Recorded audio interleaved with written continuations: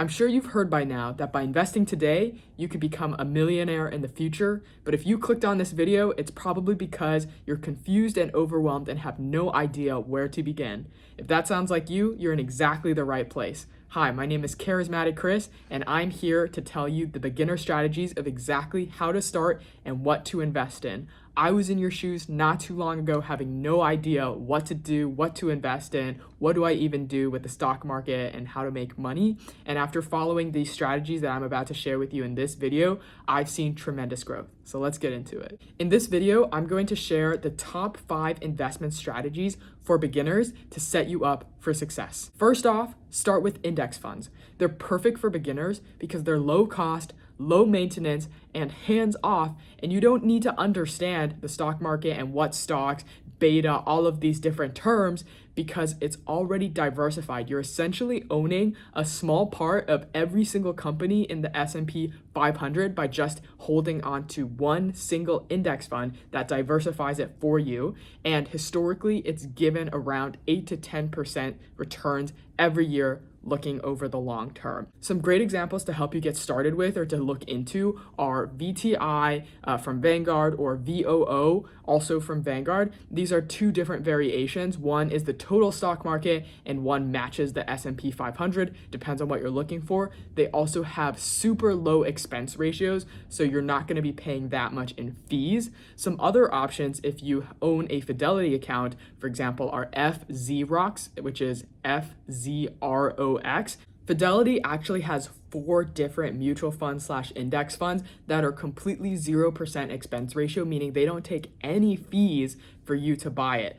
FZROX is just an example of one of them that tracks the total market. Another example is FNILX, which tracks large capitalization companies. So these are going to be the biggest companies in the US by market share. For example, Apple is a really big one, Microsoft is a really big one, Facebook, all of the really famous companies that you know, FNILX will track those. And then there's 2 others, for example, like an international fund that you can also look into to diversify. Next, you want to automate your investments. This means investing on a fixed schedule, investing a fixed amount every so often so that you're staying consistent and you're always putting money into the market. What this allows you to do is consistently invest in the market and allow you to take advantage of dollar cost averaging so that it doesn't matter if the market is down or up or somewhere in the middle. At the end of the day, in the long run, it's going to average out if you keep investing, for example, every month or every week or every quarter, just periodically, so you can take advantage of that dollar cost averaging so that it will start investing without you even needing to remember, so you don't forget once a month, or you go invest 1 month and then several months later, you're like, oh wait, I need to invest again. By setting up auto investments, you will never miss an investment and you'll always continuously be putting money into the market. And it'll also free you from worrying about, oh, am I going to invest at the right time? Is the stock going to go down or is it going to go up? And you try to time the market. By auto investing, you can stay consistent and avoid the stress of trying to time the market. Third, you want to think long term. Don't get caught up in the short term dips. Over time, the stock market has consistently grown. Yes, there are years where there were huge dips. For example, the 1920s crash, the dot-com crash, the 2008 financial crisis, the COVID crash. There are always going to be dips every so often. But if you look at the overall trend, it keeps going up, and it has on average gone up 8 to 10% or given 8 to 10% returns over a long period of time when you average out all of the years that had really low lows and really high highs. So the moral here is to invest for the long term. Don't get caught in short-term dips in your portfolio because you're investing here for the long run, and over time, the market has proven that it has grown over time consistently. Fourth, you want to diversify your portfolio ideally. And this is just a fancy way of saying don't put all of your eggs in one basket. And this kind of goes back to my first point of why you want to invest in index funds as a beginner, because it diversifies for you. An index fund, depending on which one you invest in, there's lots of different types of index funds, which I could make another video on. But depending on the index fund, let's say you invest in one that just tracks the market, that means you're going to be investing in tech stocks, you're going to be investing in energy stocks, consumer stocks, all the different types of companies that exist in the US that are public and have IPO'd and are available on the stock market to trade. You're going to have a little bit of skin in the game in a lot of these, so that let's say the tech market crashes suddenly, well, you've got the consumer to help you, you've got the energy, you've got the oil and gas to help you. If one industry crashes, the other ones might stay okay. So this is just to help you not have all of your eggs in one basket, so that if you only invest in tech stocks, if tech goes down, your entire portfolio goes down, versus if you diversify, if one industry goes down, you've still got the other industries. It's highly unlikely that every single industry is going to go down at the same time. And even if it does, which in some cases, some industries will go down more than others, but even if all of the industries are going down, remember point 3, that you're investing for the long run. Don't panic.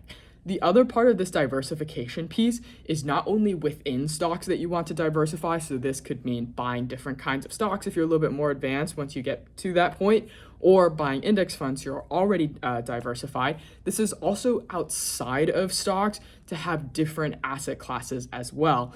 And for example, this is like having bonds, maybe even real estate, to help you lower your risk, because like we've mentioned, investing in the stock market can be risky and like a roller coaster. There are going to be super low lows and super high highs sometimes, and you never know what's going to happen. So it's always helpful to have a different type of asset class like bonds, which tend to be safer than the stock market. Yes, the returns are a little bit lower, but your risk is also going to be much lower, that you're going to be earning a more consistent return, albeit a little bit lower return. And so what I recommend, and what most people recommend, is the older you are, you might want to lower the percentage of your portfolio in stocks and maybe increase the percentage in bonds, or perhaps maybe even cash, depending on your situation, to lower your risk.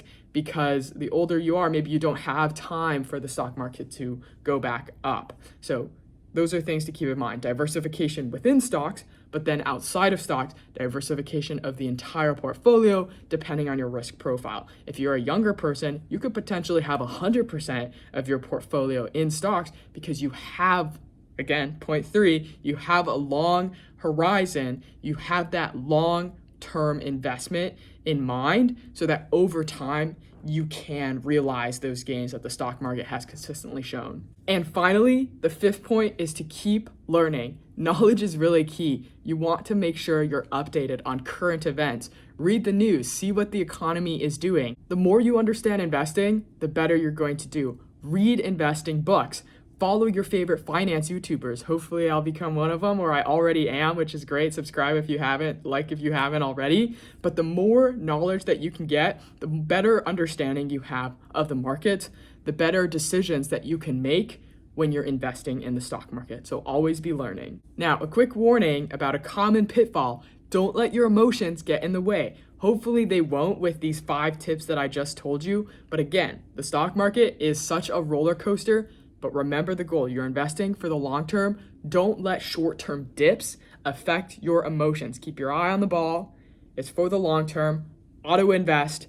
You will make money in the long term if you don't sell when you see the market dip and you panic. That is the most common pitfall that I want you to avoid. So there you have it. Those are my 5 top investment strategies for beginners that actually helped me get started and grow my portfolio pretty significantly. If you found anything in this video helpful, please consider leaving me a like. If you have any questions, please feel free to comment them below. If you have any thoughts, feel free to comment them below. If you have any questions about how to get started, opening up a brokerage, which brokerage to start, anything else about investing, as this is a beginner's guide that is kind of at a higher level for beginners, please let me know in the comments below.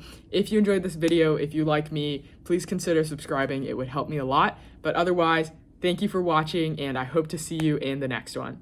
Have a wonderful day.